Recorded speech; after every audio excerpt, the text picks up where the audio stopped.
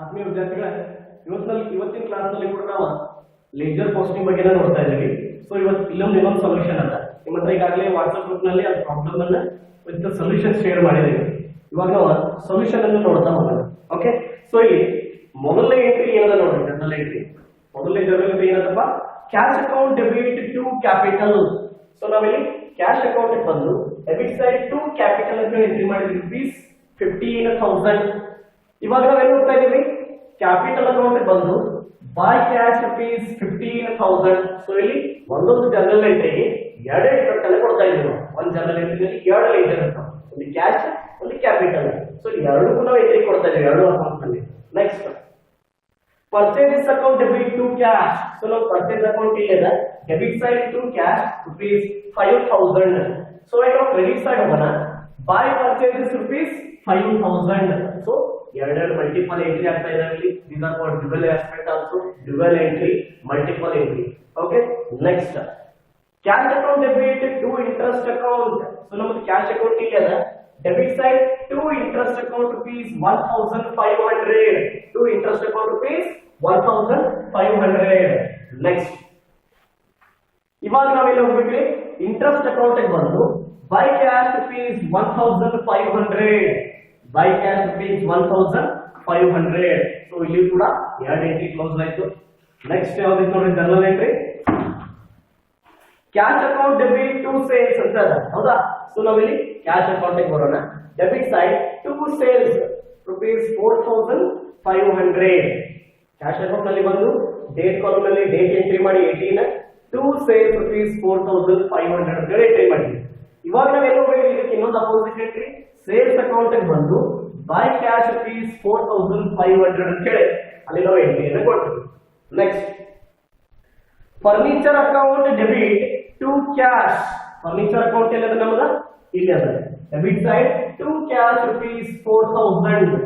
So ಈಗ furniture account ನಲ್ಲಿ cash ಬಂತು, ಇವಾಗ ನಾವೆಲ್ಲ ಹೋಗ್ಬೇಕು, ಕ್ಯಾಶ್ ಅಕೌಂಟ್ ನಲ್ಲಿ credit side by furniture ₹4,000, credit side ₹4,000.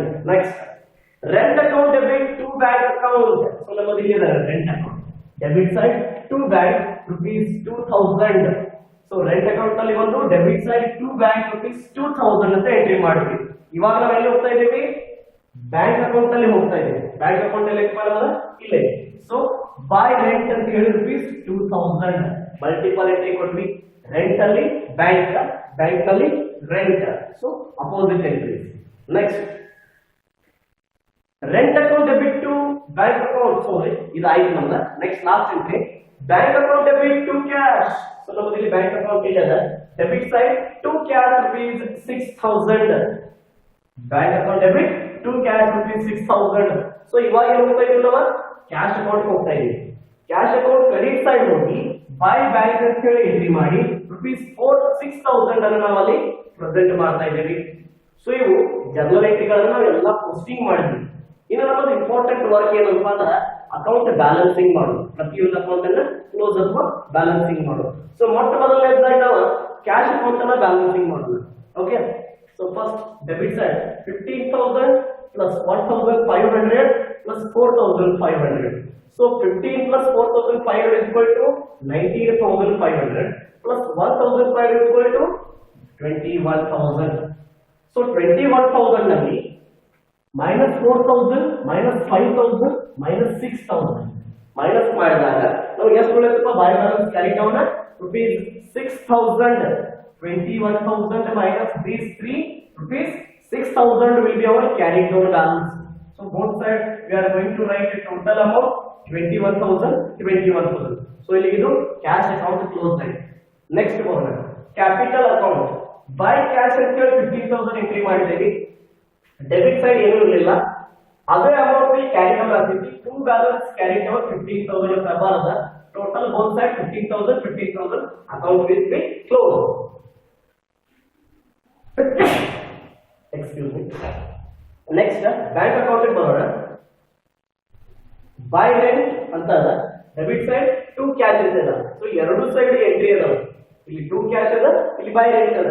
But ಎರಡು ಸೈಡ್ ಅಲ್ಲಿ ಕಂಪೇರ್ ಮಾಡಿ ನೋಡಿದಾಗ ನಮಗೆ ಜಾಸ್ತಿ ಅಮೌಂಟ್ ಯಾವ ಸೈಡ್ ಅದಪ್ಪ, ಇಲ್ಲಿ ಡೆಬಿಟ್ ಸೈಡ್ ಅದ, that is nothing but 6,000. So 6,000 minus 2,000 by balance carried on rupees 4,000. So ಇಲ್ಲಿ 6,000 ಇಲ್ಲಿ 2,000. So ಈ 6,000 ನಲ್ಲಿ 2,000 ಮೈನಸ್ ಮಾಡಿದ್ರೆ ಉಳಿದಷ್ಟು 4,000 ರೂಪಾಯಿ. So total amount will be 6,000 and 6,000. ಎರಡು ಟೋಟಲ್ ಮಾಡಿದಾಗ ಎಷ್ಟು ಕ್ಲೋಸ್ ಆಯ್ತಲ್ಲ 6,000 ಕ್ಲೋಸ್ ಆಯ್ತು. ನೆಕ್ಸ್ಟ್ ಪರ್ಚೇಸ್ ಅಕೌಂಟ್ ಬರೋಣ. ಡೆಬಿಟ್ ಸೈಡ್ 2 ಕ್ಯಾಶ್ ಅಂತ ಅಷ್ಟೇ, ಕ್ರೆಡಿಟ್ ಸೈಡ್ ಏನೂ ಇಲ್ಲ. ಸೊ ಇದೇ total by balance carried on 5,000, total 5,000 both side. So purchase account is closed. Next furniture account ಬರೋಣ. 2 cash rupees 4,000, total amount will be carried down balance. By balance carried on 4,000, account will be closed. Next sales account, buy cash rupees 4,500, debit side ಏನು ಇಲ್ಲ. So true balance carried down, total amount will be closed, that is 4,500. Next rent account ಬರೋಣ. Debit side 2 bank ಅಂತ ಇದೆ, credit side ಏನು ಇಲ್ಲ. ಎಷ್ಟು amount 2,000. Same amount will be carried on balance. ಪ್ರತಿಯೊಂದು ಎಂಟ್ರಿಗೆ ಪ್ರತಿಯೊಂದು ಅಕೌಂಟ್ ಅಲ್ಲಿ ಡೆಬಿಟ್ ಸೈಡ್ ಅಥವಾ ಕ್ರೆಡಿಟ್ ಸೈಡ್ ಏನು ಇರಲಿಲ್ಲ ಅಂದ್ರೆ ಒಂದೇ ಎಂಟ್ರಿ ಇತ್ತು, ಅದೇ ಅಮೌಂಟ್ ಕ್ರೆಡಿಟ್ ಸೈಡ್ ಅಥವಾ debit side carried on balance ಅಂತ ಹೇಳಿ ಕಂಟಿನ್ಯೂ ಆಗುತ್ತೆ. ಸೊ ಸೇಮ್ ಅದೇ ತರ by balance carried on rupees 2,000. So rent account is close. Next interest account, by cash ಅಂತ ಒಂದೇ ಎಂಟ್ರಿ ಇದೆ, ಡೆಬಿಟ್ ಸೈಡ್ ಏನು ಇಲ್ಲ, same amount will be carried down rupees 1,500.